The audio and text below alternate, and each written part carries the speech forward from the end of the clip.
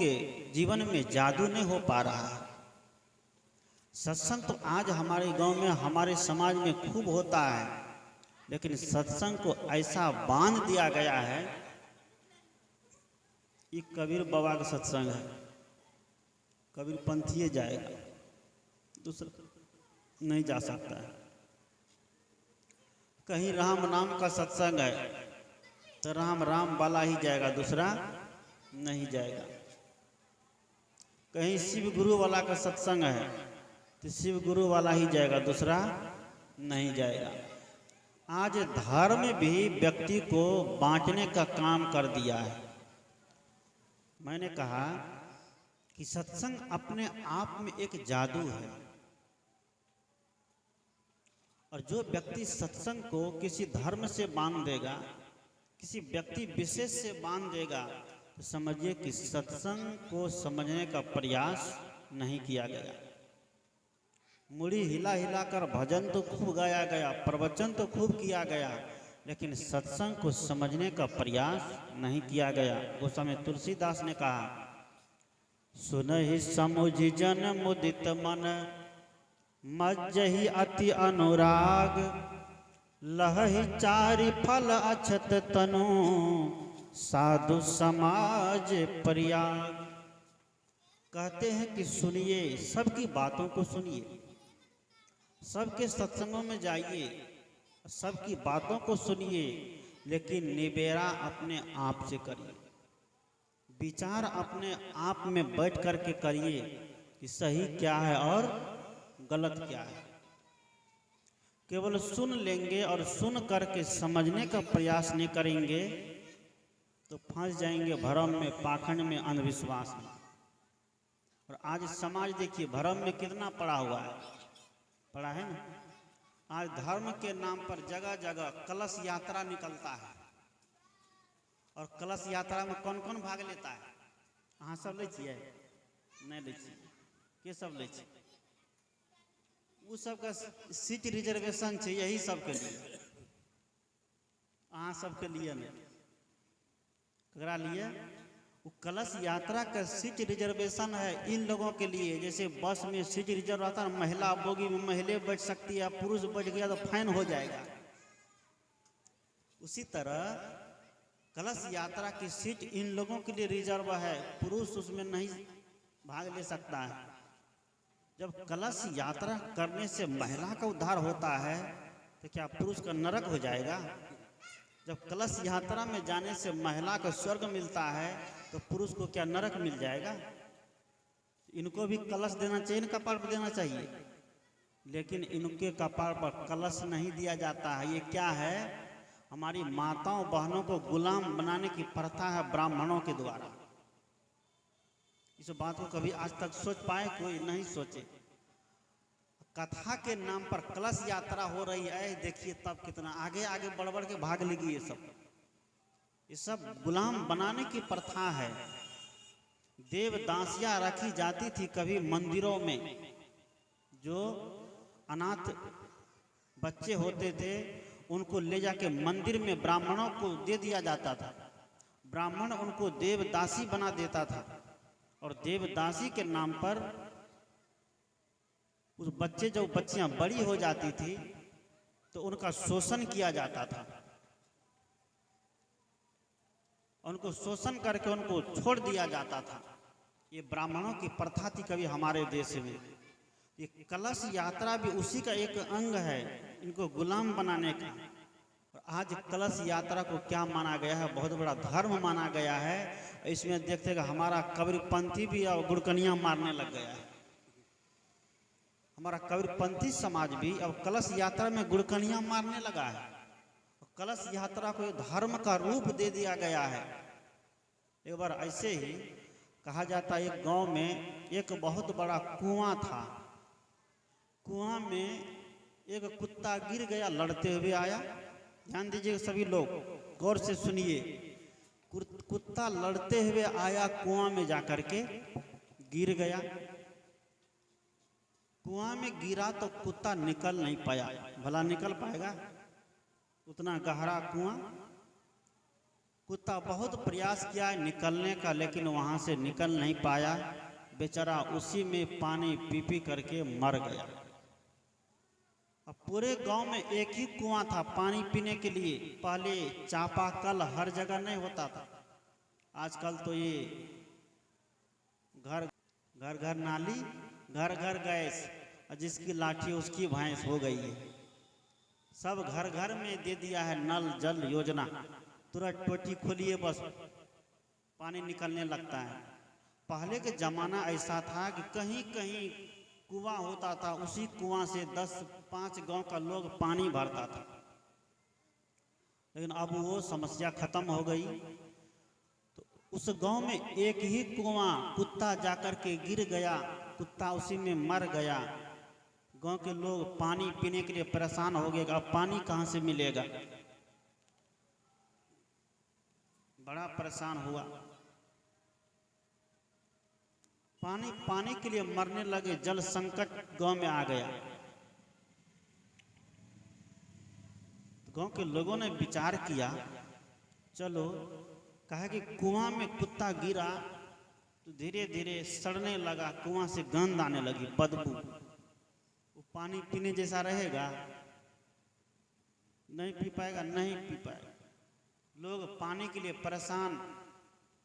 जब कुआं से बदबू आने लगी तो गांव के लोगों ने विचार किया, देखो कुआं से बदबू आने लगे, कुआं महक रहा है, यहाँ थोड़ा पूजा पाठ करो तो कुआं का दुर्गंधी क्या होगी, खत्म हो जाएगी। गांव के लोग चंदा तंदा जमा किया। चंदा जमा करके और बढ़िया पंडित जी को बुलाया। अब बुला करके वहाँ सत्यनारायण भगवान की कथा ठान दिया। सत्यनारायण भगवान की कथा ठान दिया। कुआं की दुर्गंधी खत्म करने के लिए सत्यनारायण भगवान की कथा हुई। पंडित जी को खूब दान दक्षिणा हाथ लगा, 1000, 2000, 5000। पंडित जी भी अपना मस्त, गांव के लोग भी मस्त कि अब तो कुआं की दुर्गंधी खत्म हो जाएगी, अब तो हम लोग खूब पानी पीएंगे, बड़ा खुश है। कथा खत्म होते होते रात के 12 बज गए। पंडित जी को दान दक्षिणा देके विदा किया। सब लोग खुशी खुशी सो गया। अब सुबह जगेंगे तो कुआं का पानी शुद्ध हो जाएगा, कुआं की दुर्गंधी खत्म हो जाएगी, हम लोग खूब पानी पिएंगे। सुबह जगता है, गया कुआं जहाँ सत्यनारायण भगवान की कथा कराया, उस कुआं पर गया तो देखता है कि और दुर्गंधी बढ़िए गई। बढ़ते कि नहीं हो, धीरे धीरे कुत्ता और सड़ रहा है और दुर्गंध दे रहा है। इधर सत्यनारायण भगवान की कथा भी हो रही है और उधर दुर्गंधी बढ़ते जा रही है।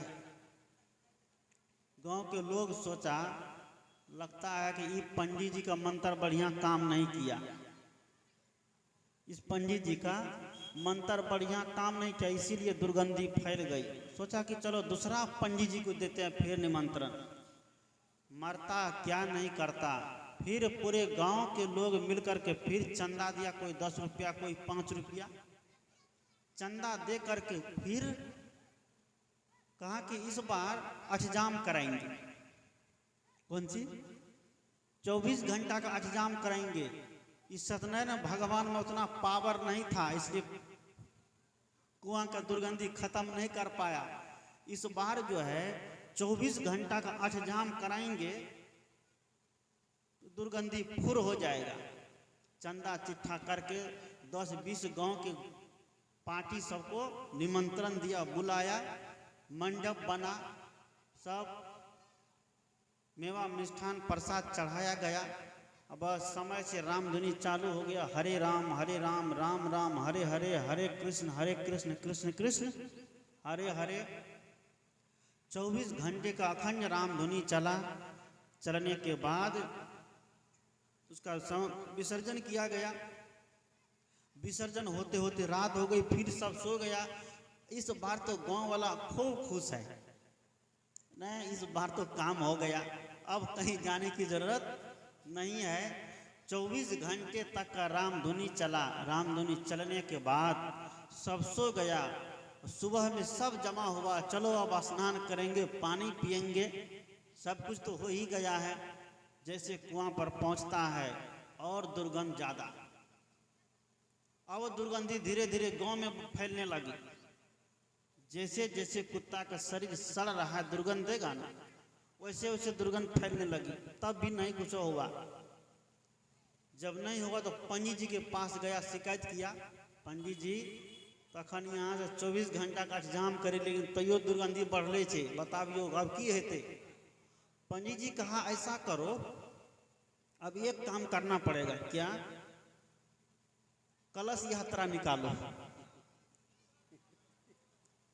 कौन सी निकालो? कलश यात्रा। ये सब कमाने की बुद्धि है। कलश यात्रा निकालो। मिट्टी का कलश 200-400 लाओ, खरीद के कपड़ा लाओ, नारियल लाओ, बस गांव की सभी माताओं को तैयार करो और सबके कपाड़ पर दे दो कलश। यहां से भेज दो उसको मनिहारी। कहां? यहां से मनिहारी भेज दो।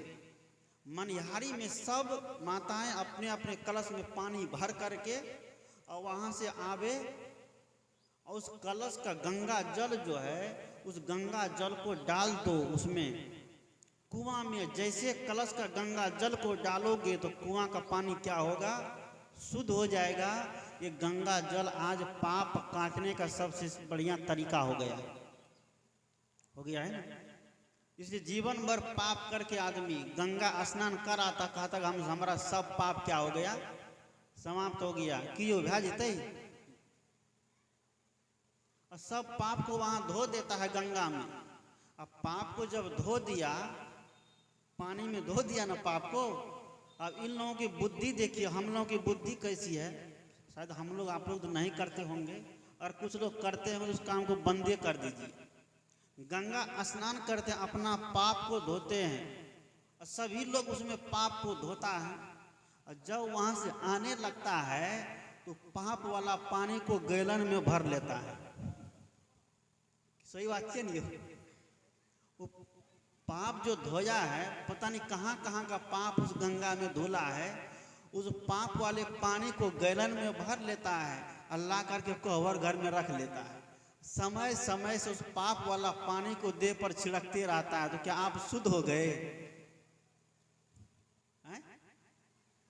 जब गंगा पाप को धो देती है तो पाप से धुले हुए पानी तो पापेन उसमें समाहित है, उसको गैलन में भर के लाते हैं हम लोग, और उसको समय समय से चरणामृत बना करके मरते हुए लोगों को भी पिलाते हैं। उसको भी पापे पिला रहे हैं, और उसको बढ़िया से तो मरने दो अंतिम समय में। वो पपियावा पानी को पिला करके और उसको पाप क्यों चढ़ाते हैं? पंडित जी ने कहा कि गंगा जल ला करके कुआं में डाल दिया जाए। सब 2-4-5 महिलाएं, कुछ लड़की, कुछ बच्चे एकदम जमा हो गए कलश उठाने के लिए। कबीर साहब ने कहा कि कैसी गति संसार की, ज्यों गाजर की ठाट, एक पराजो गड्ढा में सबे गड्ढा में जात।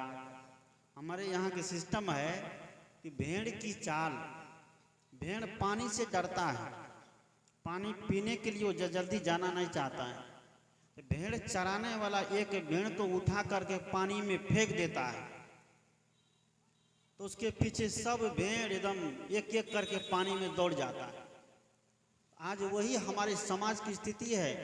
भ्रम और पाखंड में कोई व्यक्ति एक बार पैर रख दिया तो पूरी दुनिया के लोग उसके पीछे, बस यही ठीक छे, यही ठीक छे। बाप रे बाप, उसमें विचार विमर्श करना छोड़ दिया। सदगुरु कबीर ने कहा कि करहु विचार तो सब दुख जाई, परिहरि झूठा केर सगाई, लालच लागी जन्म सिराई, जरा मरण निरायल आई। तो गंगा जल का पानी ला करके डाला गया, फिर भी गंगा जल का बदबू, कुआं का दुर्गंधी ठीक नहीं हुई। वैसे दुर्गंधी बढ़ती जा रही है। पूरा गांव परेशान हो गया, महामारी फैलने की स्थिति आ गई। गांव के लोग सब कुछ करके थक गया, परेशान हो गया। पानी पीने के लिए बच्चे तरसने लग गए। संयोग से उसी रास्ते से एक दिन सदगुरु कबीर साहब गुजर रहे थे। अब पूरा गांव कबीर साहब का चेला था। उसी रास्ते से सदगुरु कबीर साहब गुजर रहे थे। देखा कि हमारा चेला सब बड़ा उदास है, सब तरफ हाय तौबा शोर मचा रहा है, किसी में प्रेम नहीं है। कहा कि कोई अष्टजाम कराया, कोई सत्यनारायण भगवान की कथा कराया, और कोई कौन सी कराया, कलश यात्रा कराया। और सब जो सब करा, वो कहता कि तुम जो कराए तुमसे ठीक नहीं हुआ, वो कहता तुम जो कराए तुमसे ठीक नहीं हुआ। आपस में सब लड़ रहा है। सदगुरु कबीर साहब उसी रास्ते से निकले। कबीर साहब ने देखा कि हमारा चलवा सा बड़ा उठा पटक कर रहा, कारण क्या है। कबीर साहब ने पता लगाया, तो पता लगा कि गांव के कुआं में कुत्ता गिर गया है, मर गया है, सड़ रहा है, पानी का संकट हो गया है। पानी के लिए सब लोग परेशान है, इसी का झगड़ा चल रहा है। कबीर साहब ने कहा कि तुम लोग पानी को शुद्ध करने के लिए क्या क्या प्रयोग किया।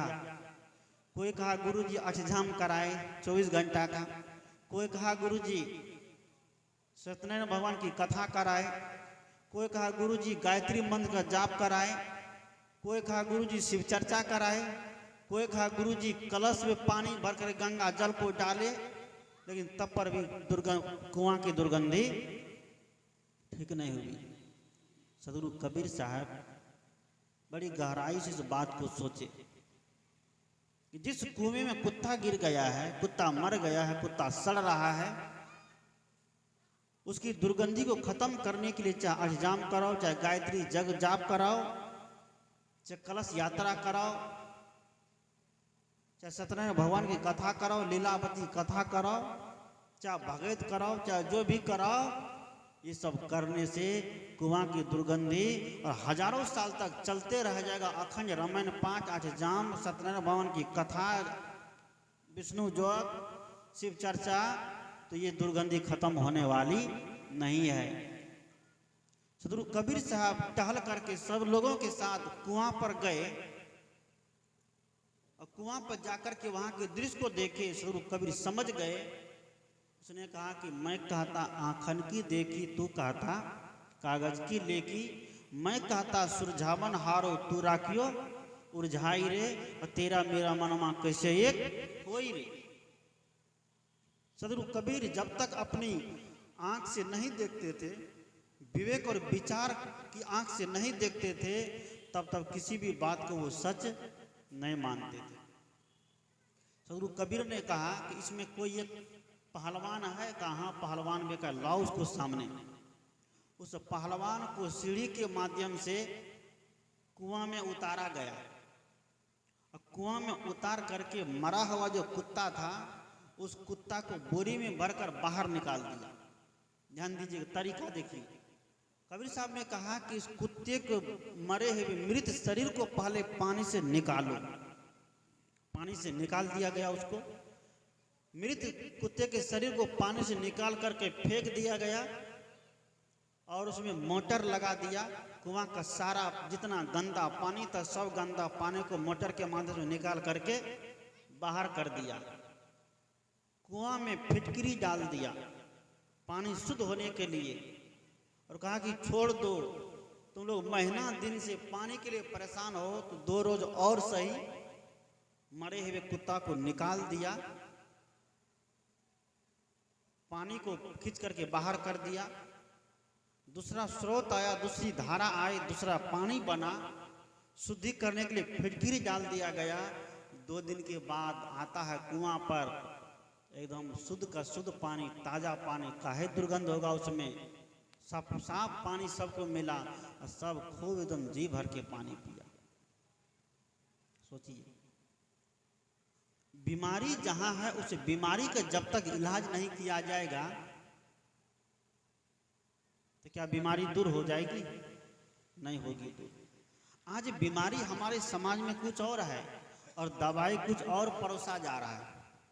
आज भगवान की मांग व्यक्ति की उतनी नहीं है, लेकिन भगवान का आज परोसा लग रहा है हमारे समाज में, लग रहा है ना। आज भगवान की इतनी लंबी चौड़ी चर्चा हो रही है मंच के माध्यम से। परमात्मा को खोजने की इतनी बड़ी चर्चा हो रही मंच के माध्यम से। सदगुरु कबीर कहते हैं पहले व्यक्ति अपने आप को जाने समझे तब तो परमात्मा को समझ पाएगा। अपने आप को जाना नहीं, अपने आप को समझा नहीं, परमात्मा खोजने के लिए व्यक्ति चल देगा, तो जिसको अपना बोध नहीं है वह परमात्मा को भी नहीं समझ सकता है।